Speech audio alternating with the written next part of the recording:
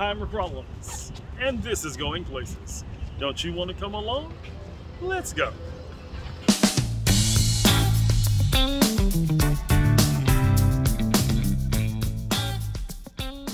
I'm Ricc Rollins, and welcome to this edition of Going Places. We're so glad you're with us. I hope your morning is amazing. We're celebrating 100 shows today. And have we got a show planned for you? Here's what's coming up. We talk hurricane preparedness with Renee Scott from Renee Scott Insurance, and she has tips for us to keep us safe. Just in time for the 4th of July weekend, we're back with Dr. Nabuki, and we're talking about pets and fireworks. Coach Julie Williamson is back with us, and we're getting fit in 5. This week, we're using cans from your kitchen cabinets. Starting, you guessed it, right now. Are in the height and the crux of hurricane season. And who do I go to when I want to talk about preparation and protection? None other than Renee Scott of Renee Scott Insurance. And full disclosure, she's my cousin, but I trust her. And if I can trust her viewers, you know you can trust her as well. Welcome, cousin. So glad you're here. Oh, thank you. I'm so happy to be here. Excited to be here. So I want to jump right in because we are in this season. And personally, I had a moment where I got a phone call, and I'm going to say this up front. Renee was not available, so I couldn't talk to her. And I got a call from the insurance company who has insured my family in this house for years. And they were like, it's time for new insurance, but here's where the issues have come up. You have not had a new roof in a minute. Now, I'm getting a new roof, but it wasn't going to be in time for the deadline. And so we had to look for a policy, and it was a scramble to find. Yes. And they were like, well, you're not going to be able to get this kind of coverage because you don't have a new roof. You don't have the four checkpoints in place. And those 4 checkpoints are. Yeah, the 4 points. So they want to take a look at your roof, your AC, your electrical, and your plumbing. And typically a 4 failed on all 4. And typically a 4-point inspection is going to be required by an insurance company when your home is older than 20 years of age. This household. Yeah, so that was probably yes. Yeah. So that was probably the reason why you were required to provide one. So one of the things that, and when they called, they were very kind about it. And I think that broaches a subject here with us today, that you really have to have a relationship with the person that is insuring you. This is not something you need to be doing online. No shame to the online insurance companies, but you need to have an agent who is going to be invested in your protection and the success thereof. Yes, I absolutely agree, because I tell individuals that your home is the largest asset that you own. And it's definitely, especially here where we are in the state of Florida, it's so important because we have so many, from tornadoes to hurricanes to just an afternoon thunderstorm, that can create and cause so much damage.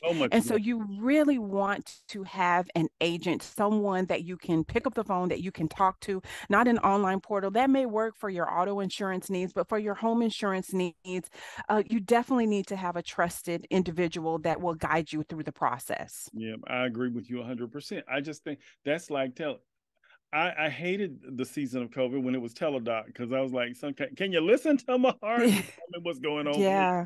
You know, and that was one of the things. I think there's just certain things you can't just, and you can't play cheap with either. You, as you and I've talked about off camera, you can shop around, and we'll talk about that as well. But I just think that you need to know who knows you and knows what's going on. Because if you don't, you're going to end up with some foolishness. And there's nothing worse than thinking you have coverage that you do not have. Right. And I know a little bit later we're going to find out about it is exactly.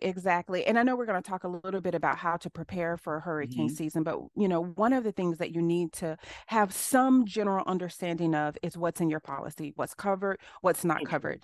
No one is, wanting you to be the expert, because that's what you have an agent for. But it is important to know what's important, what is covered under your policy, and to also have a conversation if you've added onto your home. Maybe you've added a pool, a jacuzzi, a screen enclosure, you're updated your kitchen. You want to have that conversation with your agent so that they can make sure that your coverages reflect those new changes to your home. And I think that because it's like, well, that doesn't matter. It's my house. Yes, it does matter because It does. if there's now something, okay, if you got a new kitchen, wouldn't you hate for the storm to come and mess up your new kitchen? And you think, well, it's covered, Right. and it Or ain't, it's not enough money right? because you've upgraded, you've spent more money, and you've not updated those And coverages. that's a question and I was thinking about that. So, well, maybe but there are no dumb questions. Is there such a thing as too much coverage? Well, there is actually. Yeah, Okay. because depending on what you have at your home, there are some coverages in the policy that you don't need. Like there is Mm, a coverage called other structures, and that takes care of anything that is separated by clear space. Let me give you an example. If okay. you have a gazebo in your backyard, or maybe you have a detached garage, or you have a shed, Hmm. well, if you don't have any of those things, in your home or in your backyard or whatever the case may be, you don't Hmm. really necessarily need that coverage.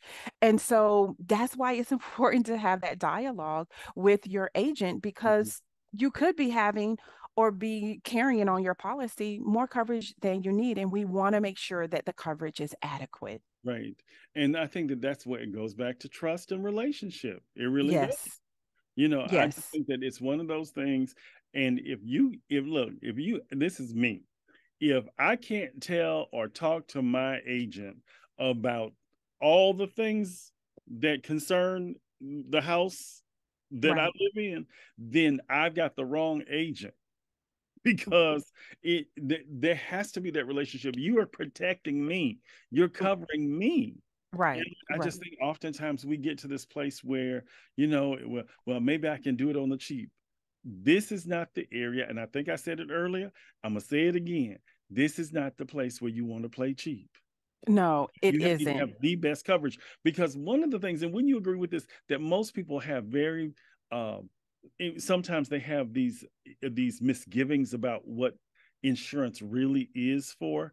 Because I had a friend that was like, "Well, I thought they only gave me, they were talking about the age of the home, and they were talking about all of these things, and I needed a new roof, but if the roof, no, baby." Yeah.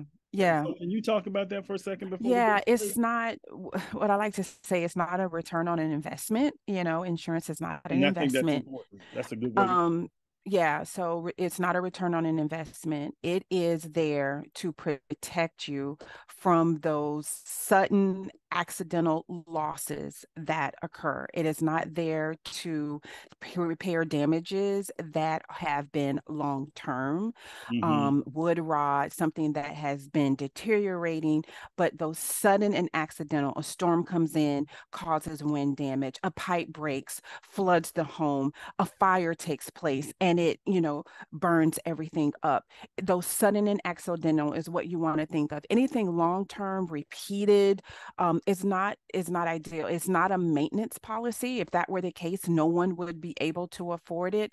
And while we're talking about affordability, I do want to say a lot of individuals, a lot of homeowners right now are having sticker shock because the price of insurance, especially here in the state of Florida, has increased significantly. And there's a lot of factors. I won't go into all of that. But one of the major factors is the fact that construction prices have increased Right. due to inflation and supply chain situations. So if you've never shopped for insurance before, now is the time to shop to see what your options are, because there are options.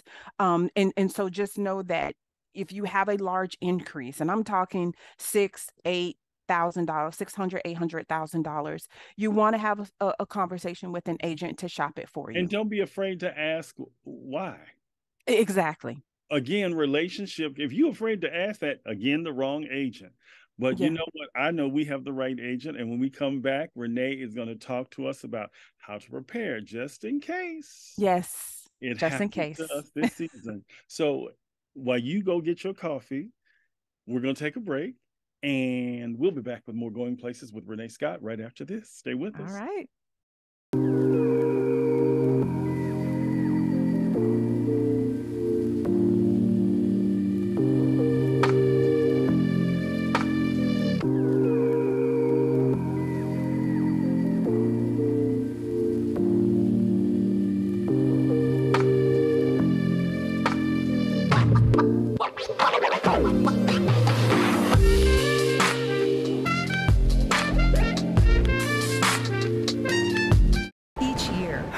floods and major flooding threaten cities, towns, and rural homes across the Gulf states. So chances are there will be more storms and floods near here again. And between school, sports, and social lives, chances are you won't be with your kids when it happens. Will they know what to do?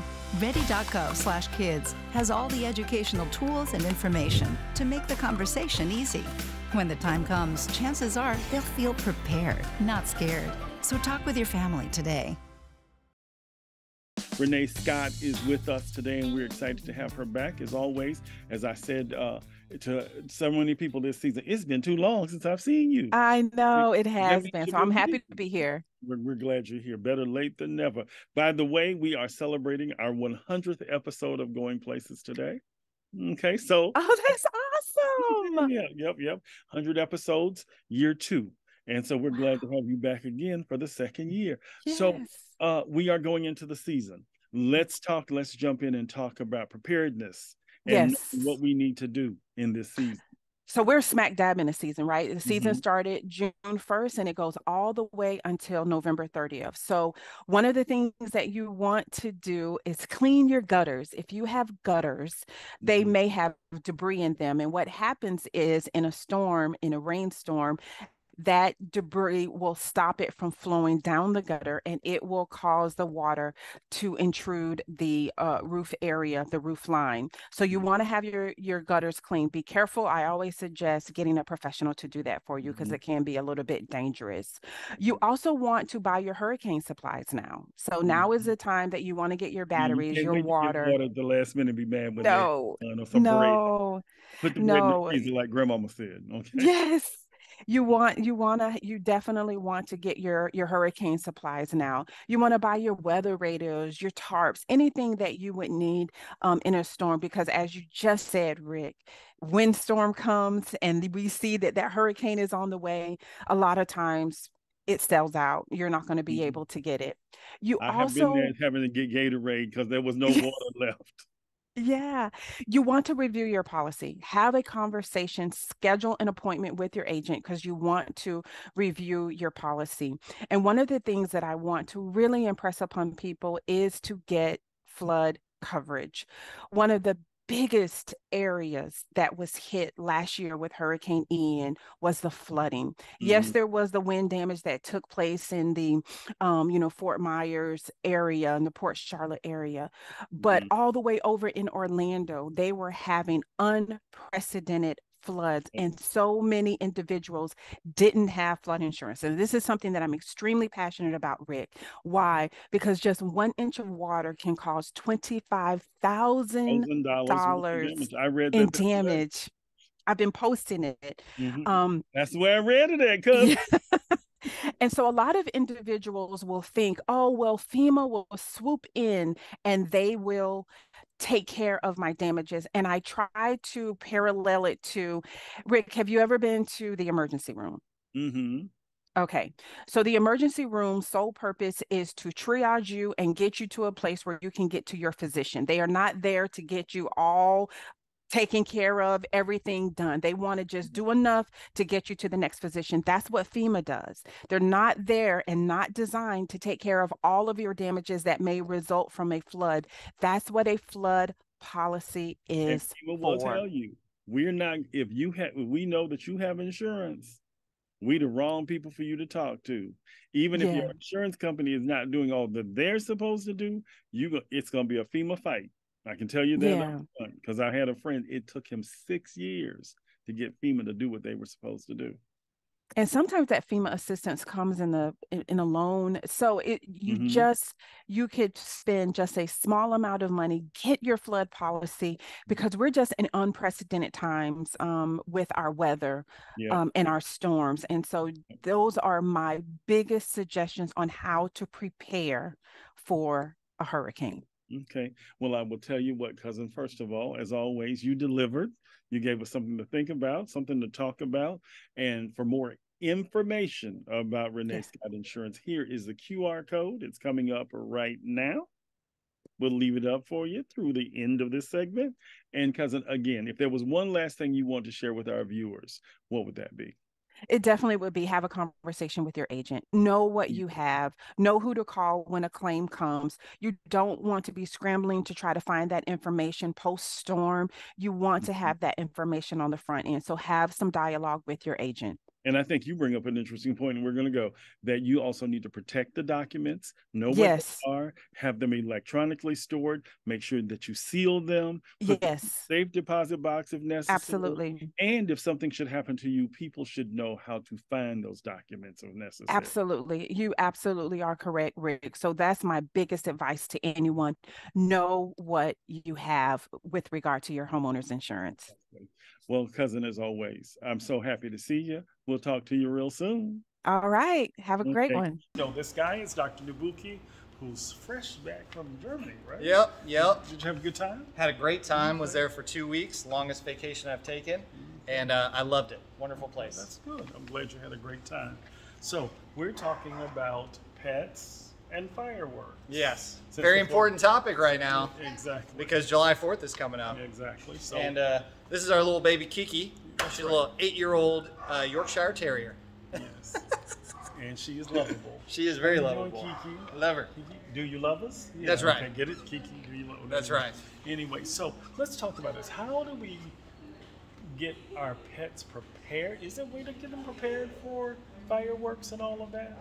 Yeah, so you can start. There's some things you can do at home.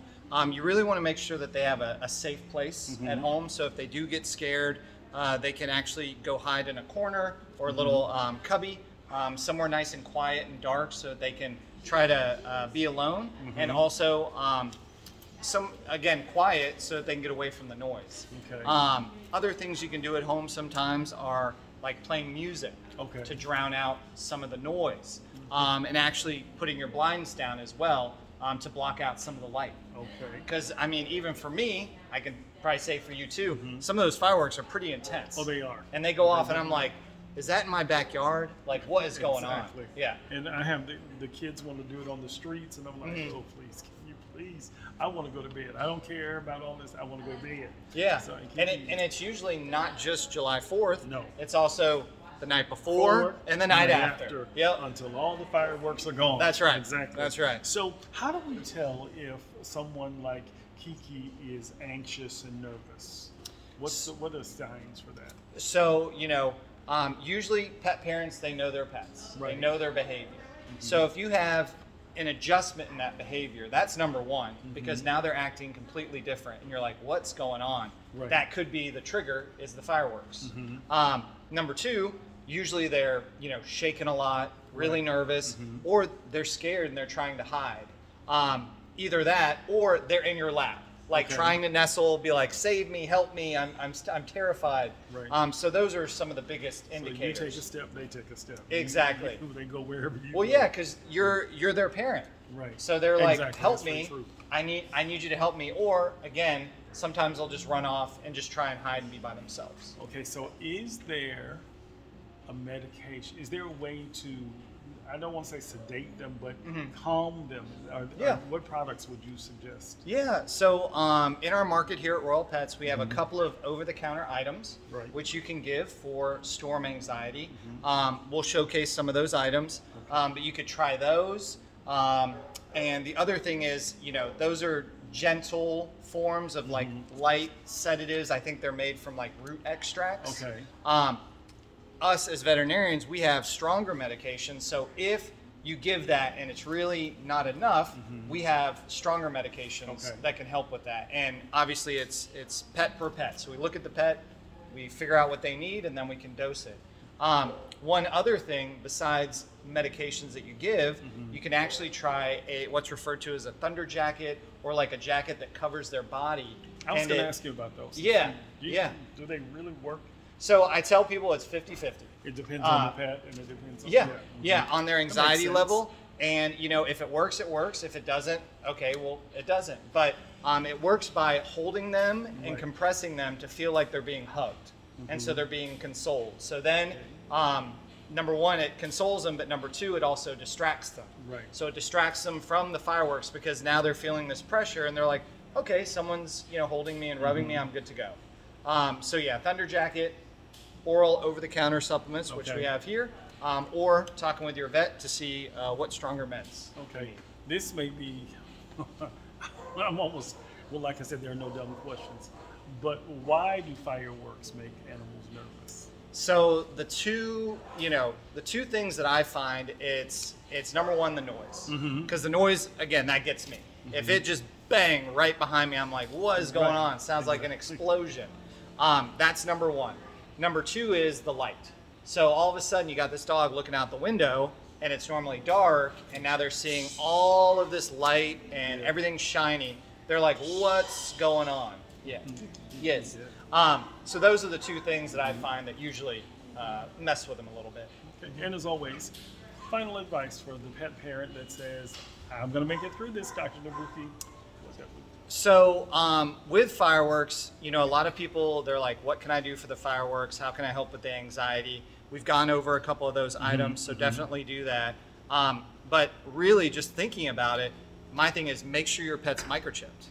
Because if you leave the door open, or if your pet breaks through the window or gets out and they're gone, you need some way to locate your pet. That's a good point. Yeah, and so I know it's a little bit off topic, but my number one thing is for pet anxiety, and especially fireworks, is get them microchipped. So if they're found by someone, they can take it to a vet or a shelter, get them scanned, and then they can give you a call. Okay, that's good. That's good advice, because like you said, or you're out walking them and the fireworks start before you know it, and the dog, what did I say? The cat or dog, runs. Yep. So that's a good, that is good. Microchipping. Yep. Making sure that you understand, that you know how your pet reacts. And this ain't your first rodeo. This ain't your first fireworks. So you know preparation is key. Yeah, preparation is key, because once you're in the moment and they're already worked up, it's a lot harder, and you're probably ended up holding your baby all night because they're stressing out. But if you do preparation, then there are ways to avoid that anxiety altogether. Okay, thanks a lot, Dr. Nabuki. For more information about Royal Pets and any questions you may have, the QR code is coming up right now. I am back again. Yes, this is Coach Julie with Fit in 5, and I'm going to show you today. Well, first of all, why do I have 2 cans of beans in my hand? One is kidney beans, one is black-eyed peas, just some standard legumes that you may have around your house. We're not talking about good sources of fiber today, but that would also be a topic for discussion. But today we're talking about how you can use simple household items to get your strength on. We're going to work out the upper body today, working the biceps, shoulders, and upper back. And I'm using 2 separate canned goods. You can pick up some canned goods if you have some in your kitchen. These are both 15.5 ounces, which is almost a pound. If you have a 1 pound weight or a 2 pound weight, you can use that as well. Or if you don't have a weight or canned goods around your house, you can do it without weights. But we're going to get started with biceps first. So let me show you how we're going to do it. First, let's get a good solid foundation here, like slight bend in your knee, feet shoulder width apart. I'm going to hold the cans just like this, right in front of my thighs, underhand grip. That's what we call this. And just lift up and down, up, 2, and down, 2. Slowly moving up and down. You see the bicep working right here, just here. Keep up and down like this. 2 more. 1 more. Up and down. All right, that's the biceps. Okay, let's move on to shoulders. Now, we're going to bring those weights right here. Right angle with our arms, elbows bent, palms facing forward, palms facing ahead. And now all we're going to do is bring our elbows together and take it back out, keeping those arms at shoulder height, but you'll feel those muscles in the back of the shoulders, also in the front of the shoulders working. You're also getting a bit of a biceps strengthening right here too, because the biceps are one of the stabilizers in this exercise. 1 more right here. 1 more, and bring it back. Now, the next exercise we're going to do is for the upper back and the shoulders. Now, holding it just like we just did, palms facing forward. With this exercise, we're going to take both arms up and then bring them down right to shoulder height. Up and then bring them down again. Up, bring them down. One more time here, up and down. There we go. Now let's put them all together, and you can do this. You can do it all together. You can say, I want to work my biceps, my shoulders, and my back all at once. So here we go. First, we're going to start with biceps. Lift up and down. We're going to do 4 of each. And down, up and down. One more time. Up and down. Then we're moving right on to shoulders and take it in and out. In and out. Keeping it at shoulder height. And out. 2 more. In and out. 1 more. In and out. All right. Going right into upper back. Both arms up and down. Again and down. Up and down. 1 more. Up and down. So by now you should have your cans. So let's do this together. Let's get in our stance. Knees slightly bent, feet shoulder width apart. Roll those shoulders back so we can reset, and let's get going. Biceps first, 4 times. 4 and down. 3 and down. 2 more and down. 1 and down. On to shoulders. In and out. In and out. 2 more. In and out. 1 more. In and out. All right. Last but not least, upper back. Here we go. Up, down, up and down. 2 more and down. See those back muscles moving? Let's do 2 more right here. See the back moving. 1 more time. Up and down. There you have it. A nice, solid upper body work that you can do a couple times, a couple sets, and you can do this a few times a week. All right, I will see you next time, and we'll have more goodies for you right here at Fit in 5. Thanks. Bye. We're almost out of time. I want to thank you for joining us. It's been a joy on the journey as we celebrate 100 shows and 2 years. Here's hoping that as we begin season 3, that you'll be with us every step of the way. For everyone here at Going Places, be blessed on your journey, and we'll see you next time. Take care.